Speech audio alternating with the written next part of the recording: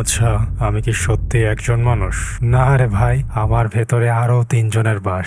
প্রথমজন হলো সেই যাকে আমি প্রতিদিন সেজে গুজে বাইরের দুনিয়ায় পাঠাই। সবার সাথে একটু মেপে কথা বলা, নিজেকে ভালোভাবে প্রেজেন্ট করা, ভদ্র থাকা, হাসি মুখে থাকা, যেন সবকিছু ঠিক আছে এটাই আমি দেখাতে চাই। এক রকমের মুখোশই বলা যায় এটাকে। দ্বিতীয়জন থাকে শুধু আমার কাছের মানুষগুলোর জন্য। তাদের সামনে আমি একটু স্বাভাবিক হই, মাঝে মধ্যে রাগ দেখায়, বায়না করি। এখানে আমি অতটা মেপে কথা বলি না, কিন্তু আমার আসল মানুষটা বেরিয়ে আসে মাঝরাতে, যখন চারপাশে একদম নিঝুম, দুনিয়ার সবাই ঘুমিয়ে পড়েছে।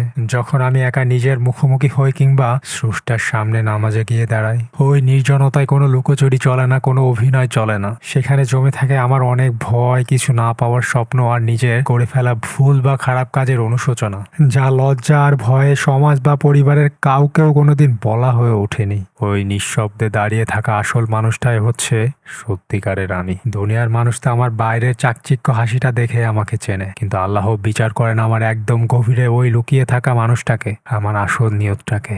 তিনি দেখেন আমার সেই সব ব্যর্থ হওয়া ভালো প্রচেষ্টাগুলোকেও, যেগুলোর কোনো ফলাফল এই দুনিয়াতে আসেনি, কেউ কোনোদিন যার মূল্য দেয়নি। তাই মাঝে মাঝে মন থেকে শুধু একটা কথাই উঠে আসে, এ আমার রব, আমার ভেতরটাকে আমার বাইরের চেয়েও সুন্দর করো, আর আমার বাইরের এই রূপটাকেও রেখো সৎ আর পরিচ্ছন্ন।